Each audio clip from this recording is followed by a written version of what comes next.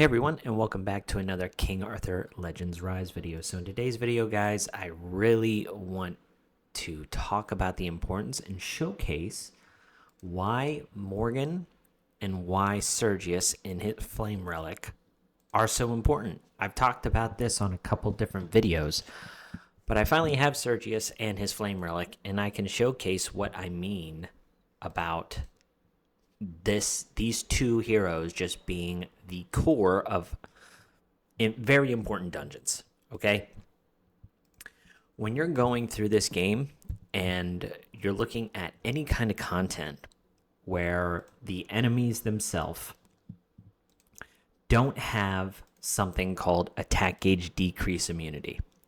So on this boss, the 3 waves or whatever, you'll see like on their passives, he has immunity to a couple different things: abnormal status, DOT, and that's it. On the other equipment bosses, however, they do call out this attack gauge immunity decrease right here.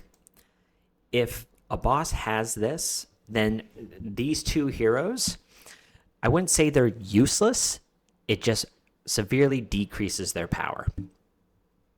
If you're going up against a boss that does not have that, you can literally beat the entire stage without the boss taking a single turn. That is so powerful. It's the same thing in Shrine of Storms. It's the same thing in Plane of Beasts. Frozen Plain sadly does have that kind of buff, the attack gauge decrease immunity, so you can't cheese that. One of the other stages that people don't actually know has attack gauge, that doesn't have attack gauge immunity, is Crom Crouch on Master of Apocalypse. So right here, no attack gauge immunity. Also on Wave 2, same thing, no attack gauge immunity. It's just abnormal status. This pairing is just a menace. So I'm going to show you 2 videos, and we'll go through the clips themselves. One is stage 10 of this fortress. I think it's about maybe 5-minute run, but it's with this team right here. So Morgan, free. Sergius with the Flame Relic is free. I've talked about prioritizing this guy. I've talked about the importance of these keepsakes. You know, this strife set makes things just really a huge difference for your damage dealers. The Immortal set as well. This is also extremely good for somebody like Turin, for Sarah, for Isolde, for Gillian. Makes your healers a lot tankier. Just having all 3 of the keepsakes unlocked give your heroes such a big boost. So if you can beat stage 10 of the keepsake dungeon with 3 free heroes, granted you do have to farm for Sergius, and then a rare.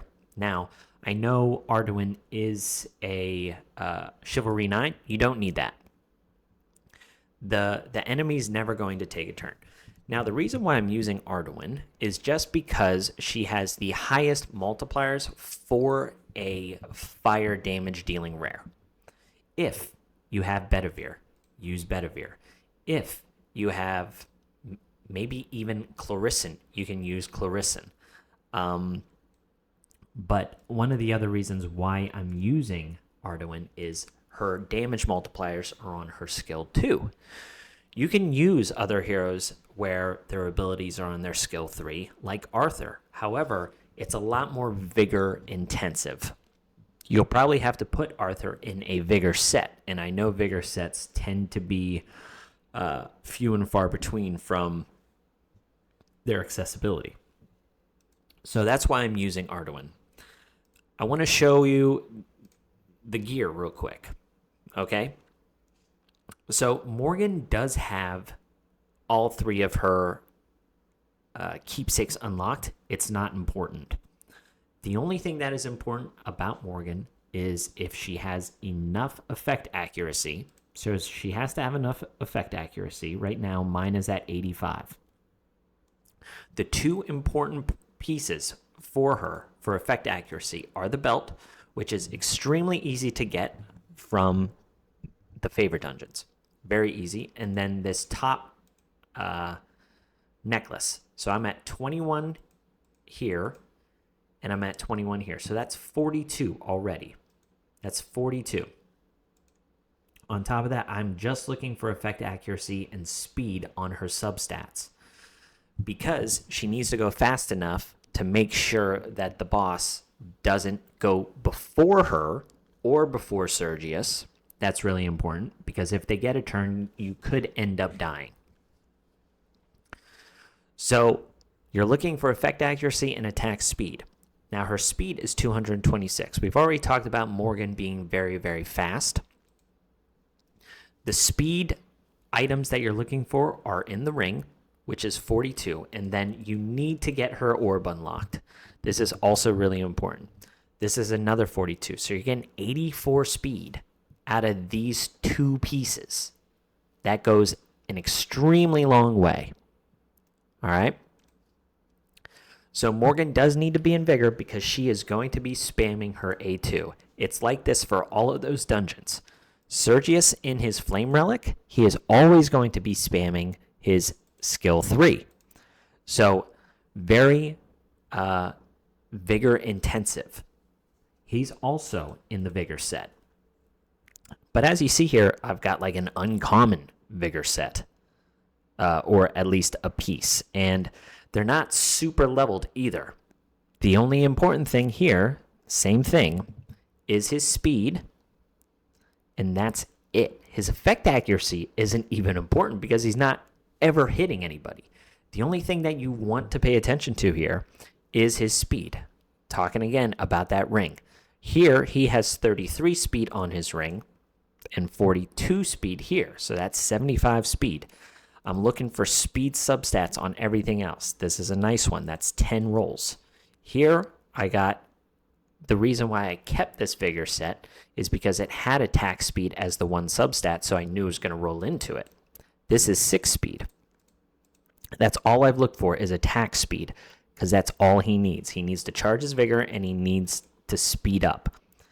Now, I think Tristan is an absolutely amazing support hero as a free hero.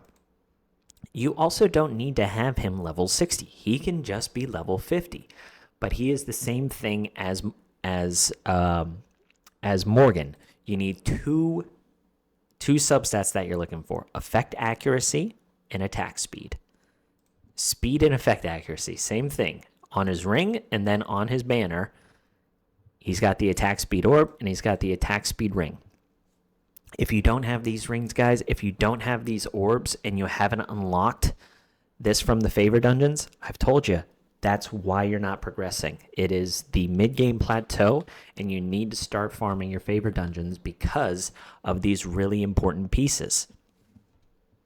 But the nice thing is, if you do that, a couple of these really key dungeons are going to be fairly easy for you.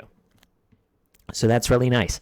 I think Tristan holds the Vigor set so well because on his baseline relic, he has an amazing debuff, which is attack speed decrease 2.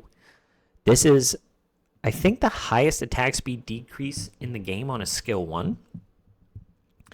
And it's at an 80% chance baseline.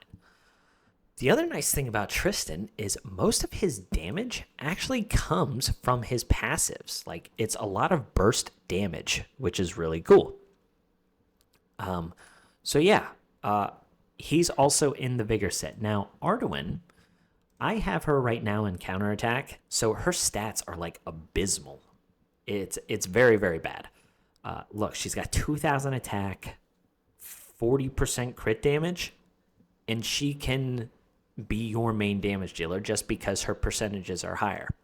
Now, if anyone's wondering why I don't use Rosier in her Flame Relic, it's just because her damage comes from her skill 3. And I always want I always want Sergius to have his skill 3 available, and I always want Morgan to have her skill 2 available. So if I can have a very high multiplier from my fire damage dealer on 2 vigor skills, that's what I'm going to utilize. That's why Bedivere is also extremely good, is because all of his damage comes from his second skill. So that's basically the team. So we're going to roll a clip, and I'm just going to walk through why this whole thing works. Okay. So let's jump to the team, like I said, and I'll speed this up, but I just want to showcase a couple things. So you're making Tristan, use his S1, and you're just going to be spamming Sergius his S3. You're going to be spamming Ardoin's S2, and then the same thing with Morgan. And that's all you're doing for this first level. Now, the nice thing with Ardoin is, let's say you have one of those dragons go. She also puts up that polymorph debuff, which is a type of abnormal status. So that's kind of nice. That's all you have to know about this stage. We're going to fast forward once we get to the boss. So 1 second.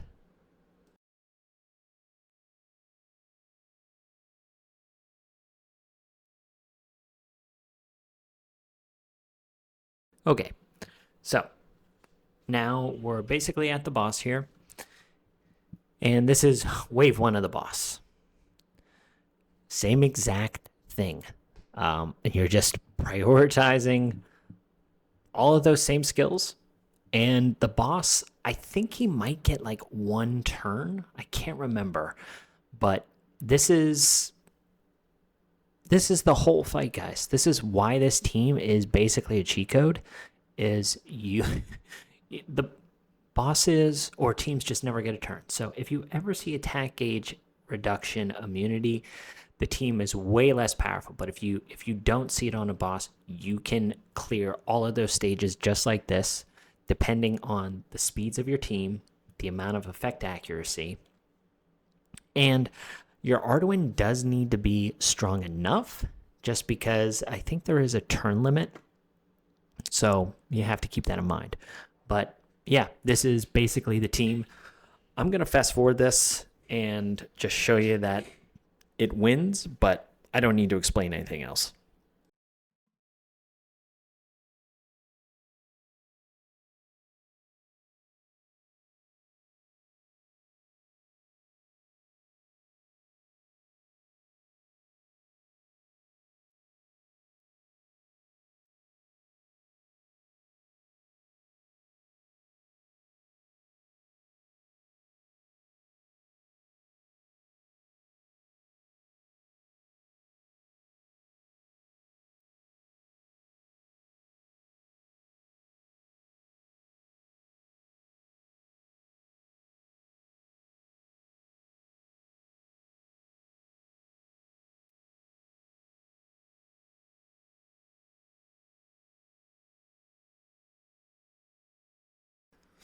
So there you have it, guys. Yeah, this team right here, as long as it doesn't have the attack gauge immunity, this team can clear that content. As long as your team's fast enough. So go out there and start farming those keepsakes. All right.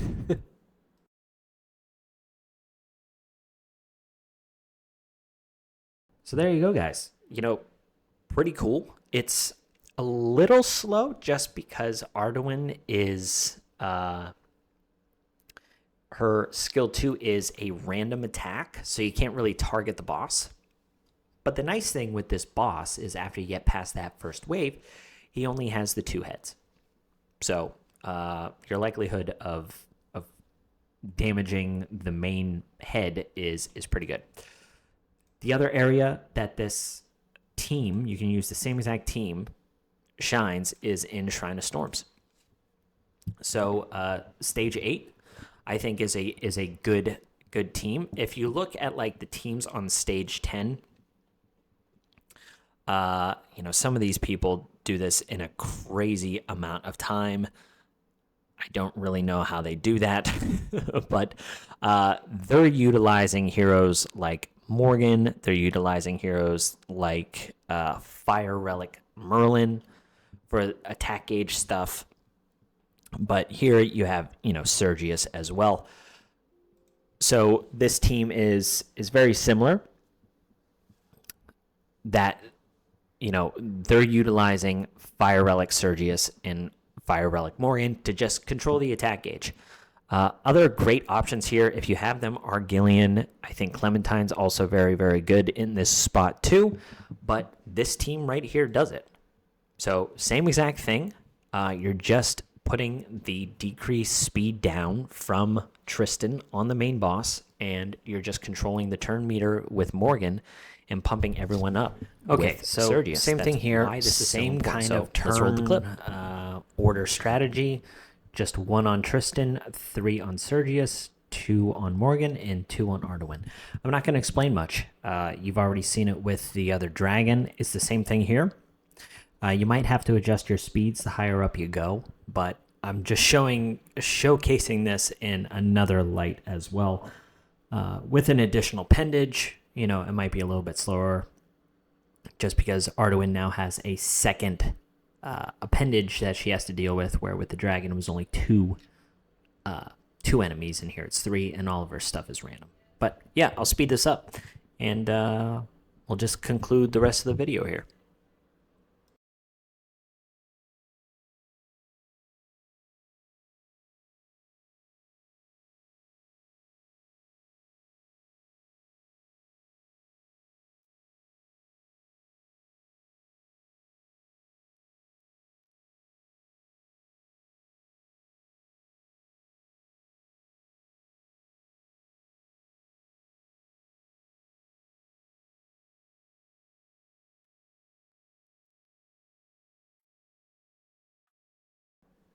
And there you have it, guys. Just another instance, of this team